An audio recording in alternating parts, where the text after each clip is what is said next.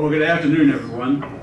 I'm George Mihalchek with the Recognize Good Legends program, and thank you for coming to the Catholic Comedy Club on this 30th day of June 2017 to honor our newest legend, Mr. Scott Hardy.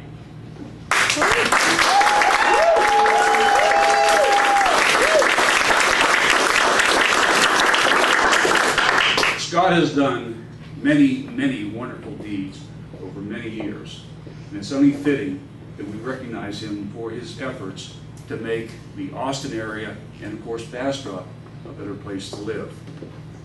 Let me talk about Recognize Good for just a moment. We started Recognize Good back in 2008, and it became a way to say thank you to friends, families, acquaintances for anything that they did well, for anniversaries, for birthdays, for the good deeds that they would do. And as we saw these come in, we saw that some of the deeds were extraordinary. And we thought there's got to be a way to recognize that. And so in 2010, we launched our Legends of Recognize Good program so that we could show the world, literally the world, the good things that people do. People like Scott, who in their daily lives do extraordinary events. And that's why we're here to honor Scott and all of our other legends, because our purpose in Recognize Good is to shine a light on the good that we see every day. The Legends program is not the only way we do that. We have what we call the Ethics in Business and Community Awards, and that occurs every May. And that's where Recognize Good, the foundation, recognizes those businesses, small business, medium, large, nonprofit, and also an individual, who exemplify the highest standards of ethical performance in their daily business dealings. We also have what we call the Lighthouse Award. The Lighthouse Award recognizes not individuals, but civic organizations for the good work that they do. And we also are working on another program we call Ethics in Youth Education. Not that we are teaching ethics to high school students, but we are emphasizing how important ethics are to their development, to their professional and personal careers. And so that's a little bit about Recognize Good. We've enjoyed having ceremonies across Central Texas. We even had one international ceremony with a Skype hookup in India, so that people can see the good things that we do. We have a couple of special guests here today. Brian Ogden is going to say a few words about Scott. Jason Puckett from KView is going to say a few words about Scott. Rick Snell is here, and I think he has a few words to say about Scott. But Rick is also going to make several presentations. And so what I'd like to do now is invite Brian to come up and tell us a little bit about the background.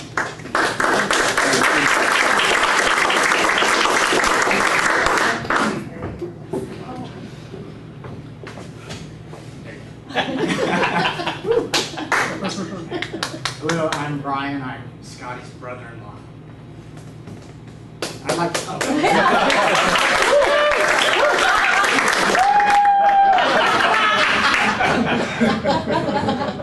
I'd like to start off by telling a quick story of what Scotty, how I describe Scotty to me. It was 17 years ago, and I'm meeting my in-laws for the very first time. Very nervous, probably more nervous than today, if you can believe that. And we get to the hotel room.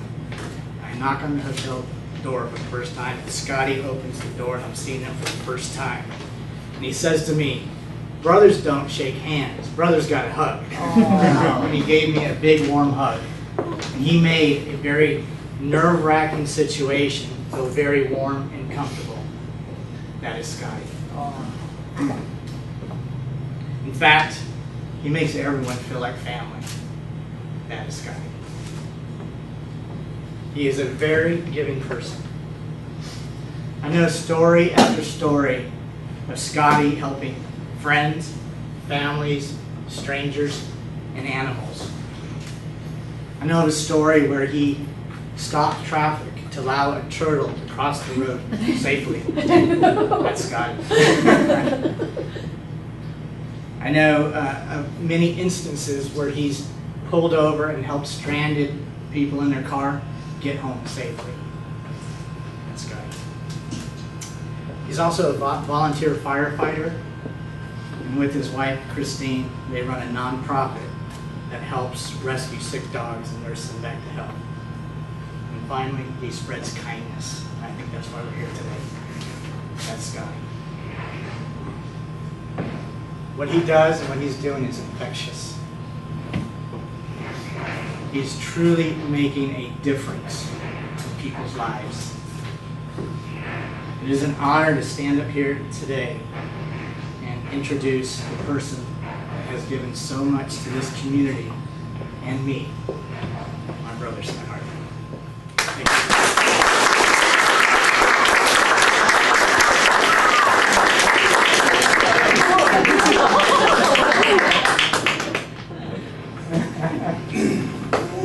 It's not Philadelphia, but it's Rotary. Our next speaker also has a great deal of knowledge about Scotty and what he does. I think we could probably say he made this day necessary. Jason, come on up.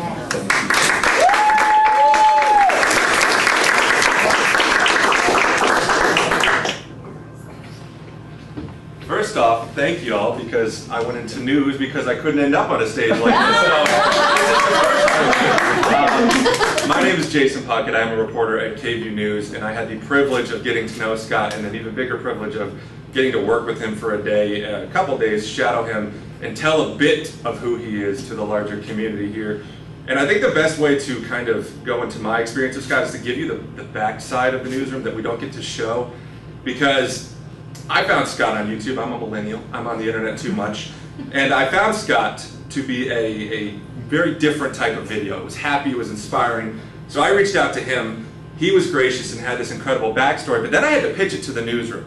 And to give you background there, they're supposed to be like 20 seconds tops, a news pitch. You get in there, you're like, dog stuck in tree, still going up. You know, and that's the story. So I get in there with Scott, and I'm like, all right, he's an EMT, he's a volunteer firefighter, he runs a rescue with his wife for dogs, he also has this YouTube channel that's growing, oh, and he's like the nicest guy in the world, and I gushed for like 2 minutes, and they did not like the story. That is on me, not on Scott. They did not like the story, and I know that because the next day I went back and I brought clips of his videos, and I showed them that, and they were like, done, sign this guy up, when can we do it?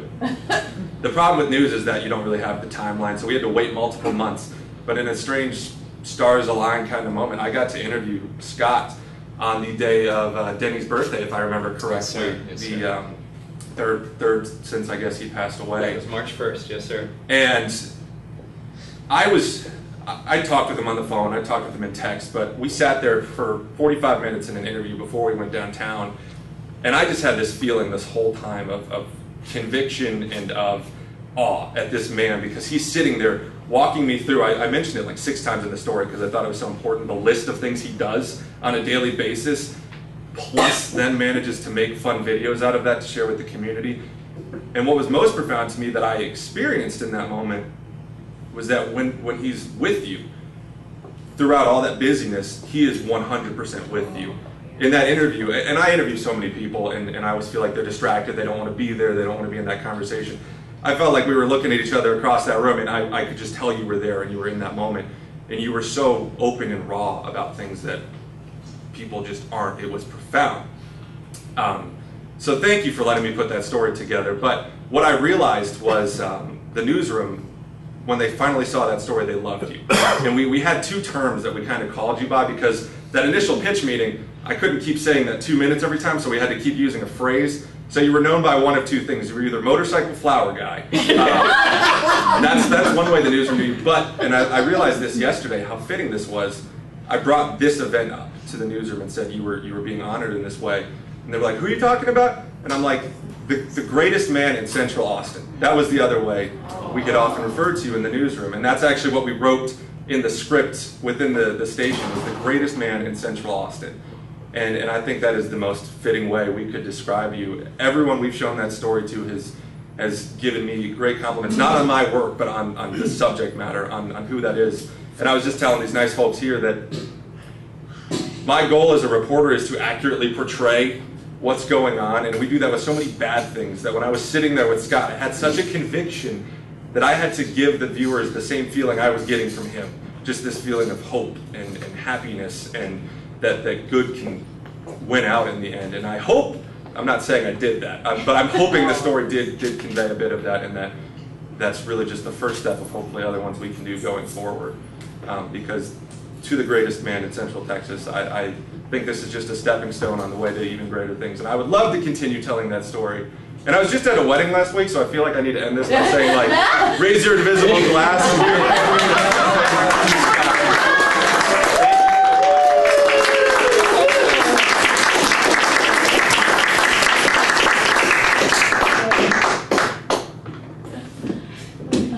Well, thank you very much, Jason. We certainly appreciate that. And in full disclosure, Jason does work for KVU TV. Yes. Right? Hopefully we'll see him on TV one of these days. Hopefully. Talking about Scott, or Scotty. But I will tell you, you'll be able to hear more about Scott because we do a promotion on Magic 95. Bobby Jenkins does a 60-second public service announcement talking about Scott. And also, Scott, we'll have time to set up an interview with another competing TV station's KI. So you can be on the We Are Austin campaign. Now, we are doing this today, and this is wonderful. But I'll tell you, it does not stop here, because we have what we call the Say Thanks Austin campaign. In January, and this is where we're going to call upon our millennials here, and all those who have social and professional networks to say thanks to Scotty, or some of the other legends if you want to, at least once a day for about 25 days. The legend who receives the most thank yous from around the world, not just Austin, from around the world, because I have some friends in England, we have some folks in South Africa, in Australia, who get on the internet and say thanks. Whoever gets the most thank yous will get a $10,000 pay it forward donation. So, after today, start working your social networks, your internet networks, whatever you can do to help get the word out about Scotty. We come to the really good part of the ceremony right now. I'll ask Mr. Rick Snell to come up and say a few words, but we have several presentations that we want to make to Scott.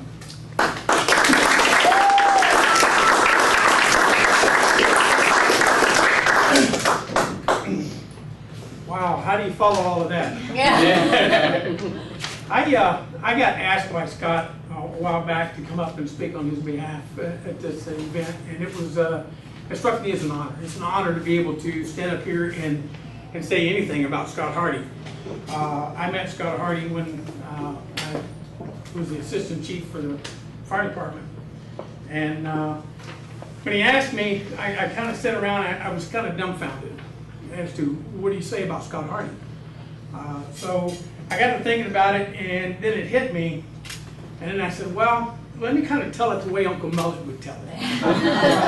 So I said, so imagine, if you will, being stranded on the side of a road in the middle of nowhere. It's a 90-degree day, your car's broke down, overheated, your world seems to be closing in around you. And all of a sudden, out of nowhere, this guy pulls up, gets out of his car, and offers to help. But he's talking into a GoPro. This guy talking into a GoPro gets you to a safe place, buys you something cold to drink, fixes your car, and then gets you back on the road all before the sun goes down. And he does this, and all he asks is that you have a smile on your face and that you pay it forward, that you carry on. And you know, I got to thinking about that, and I said, okay, well, that's Scott Hardy. You know, that's who he is, and he does this every day of his life. Everywhere he goes, every person he runs into, it doesn't matter. If you need help, he's there. And he puts it on a video, and he calls it Uncle Mullet. Well, I don't know if you've ever really seen Uncle Mullet, but he's quite the sight to see. So, In the words of Paul Harvey, the rest of the story. Okay? Scott has spent the last 4 years doing for others. You cannot hold a serious conversation with him without him making you laugh. For you see, Scott is a comedian by trade, a man of many talents, voices, and personalities. His spontaneous wit will lighten your mood in your conversation and put a smile on your face and laughter in your heart. And he does this all just to make you feel good about yourself, even if it's just for a little while. Scott Hardy took a tragedy which took him in a dark place in his life and turned it into a positive. With his life goal in his family, not just in his life, but in the goal was to his family and to spread that kindness throughout the world. Now, no one really knows what Scott does for a living. Because he spends more of his time volunteering than working. He is a volunteer firefighter, an EMS first responder, a road hero, and his equally a beautiful, talented wife do kid shows. And they run a dog rescue refuge. Now, I do know that Scott works at a place in Smithville that makes probably some of the best brick oven pizza that's around. However, I don't call what he does work. He claims that he's a manager. However, what I see is a man who is a teacher, a coach, a friend, who spends the day teaching little life lessons, and putting a smile on the face of everyone he comes in contact with. His heart is as big as Texas. His smile reaches across the sea from sea to shining sea, and the joy he spreads is a global event. And yet, after all this eloquent words, I still had to figure out how to describe Scott Hardy. So, as I said at the beginning, it hit me. And I figured out a single word that describes Scott Hardy. It's called an emoji. Yeah. You see, English, like any other natural language, has two major communicative functions. The first is an ideological function to get an idea across. And as when I say it's raining or I love you. It also has an interactive, interpersonal function to influence the attitudes and behaviors of others. And in a mirrored way, changes an aspect of the world's state affairs and in the process. The emoji is a single pictorial object that has the exact same communicative value. And if you've listened to what everyone has ever said about Scott Hardy, he is the ultimate emoji. And now you have the rest of the story.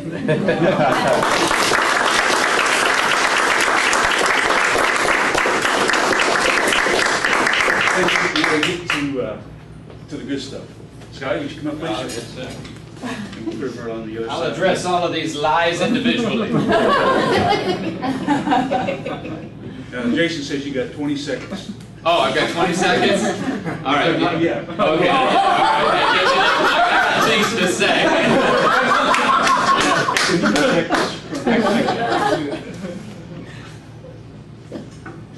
First gift we have is a Recognize Good mug with the symbols from Recognize Good, a pen, a light, and of course a $100 gift card. Oh. Thank you. And feel free to put those on the table.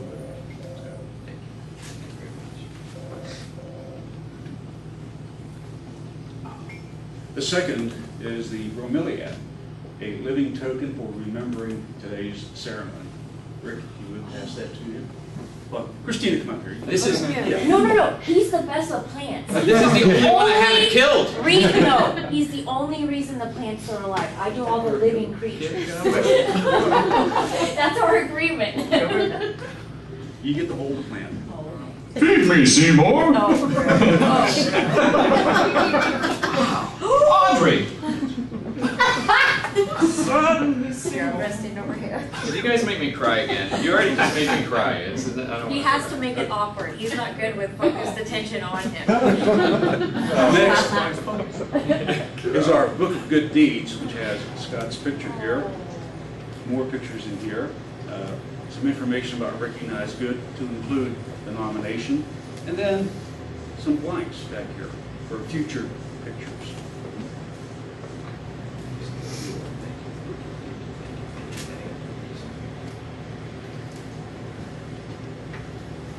He was a wonderful man. We knew him well.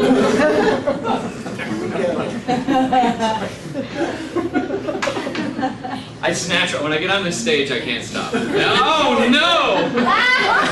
I've been muted. There you have the audience seeing his better side, right? This is a presentation check that Scott could put in a location of his choosing.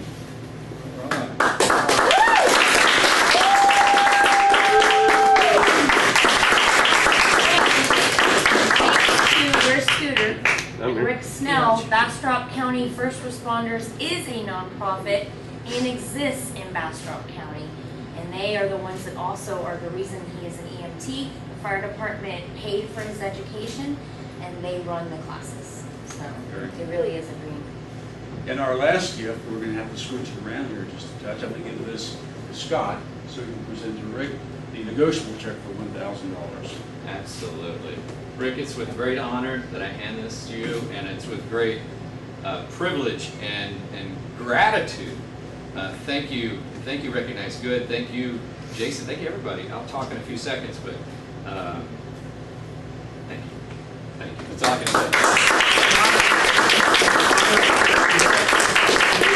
This check on behalf of the Bastrop County First Responders, and I would like to say that this will go to good use because the Bastrop County First Responders will take this and turn it into supplies and equipment to once again further reach out and help those in our community and around the areas that we serve. So thank you very much for this, and we'll take it in.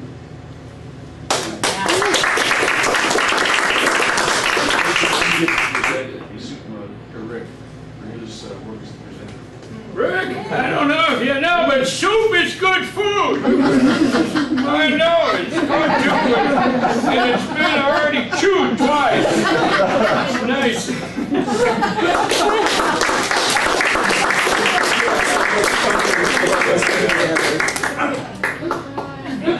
All right. By the way, the gentleman leaving the stage right now had a hip replacement. I don't know if anyone's gone through the hip replacement before, but it ain't easy. And just like, I think hours after his surgery, he was recognized as Bastrop County Responder of the Year. And it was really amazing. And we're at the American Legion, and everyone's there, and the police chief is there, everyone's there, and then they say, and now Bastrop County Responder of the Year, Rick Snell, and everybody's clapping, and he rolls out in the wheelchair. Wow, that guy's amazing! He did all that with wheels. Good for him. It actually made him faster. It was incredible. But no, it was real. It's a real, guys. I've been on this stage more times than I can, thousands of times, and I'm super comfortable on it. But when it starts to get to like real emotion, then I'm like, oh, what do I, the humor. Barney Fife wants to come out, what would that be? Say, nice to be important, more important to be nice. So I do those lame impressions, and somehow it gives me comfort. But the reality is, everything you hear right now, every word, every sound, this exists because someone helped me. I walked up here because someone helped me. I'm just a part of all of your help. Rick, you got me through that EMT, you can do this, and because I have a problem with words and books and stuff. And he said, no, you got this, you got this. And I would be the EMT or the firefighter that I am, but because of you, Trey, I would be the rider coach that I am if it wasn't for you and your support. Carrie, I wouldn't be the comic that I am if it wasn't for Carrie Kajawa saying, no, that's not a funny joke. Just try something different. Berta inspires me. I think Berta turned 65 this week. It was amazing. Little older than that. When you start to get to the triple digits and you're still still loving life. You know, these are inspirations. These are incredible inspirations. Christine, come on. You know?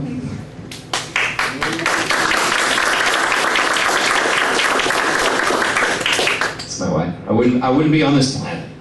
I wouldn't be on this planet. Brian, you have taught me to be a better father to my dog children. We don't have kids, but you do, and I just watch you, and by your example, you know, it just, you know, I kind of do. What would Brian do? You know, Brian, you're endless patience and everything. I'm just going to talk about all of it. Scooter, your focus in the meeting is incredible, and what you put up with is amazing. Oh, Mr. and Mrs. Kajawa, come on now. Oh, Bobby, we were writing. Well, I won't go there. But anyway, thank you. It's an honor. It's an absolute honor. It is. It's hard for me to accept because I know that I'm just a small part of the love that's just been given into me. But that's what my mission as Uncle Mullet on the YouTube is about. That's the mission of recognizing good. And thank you. Thank you very much.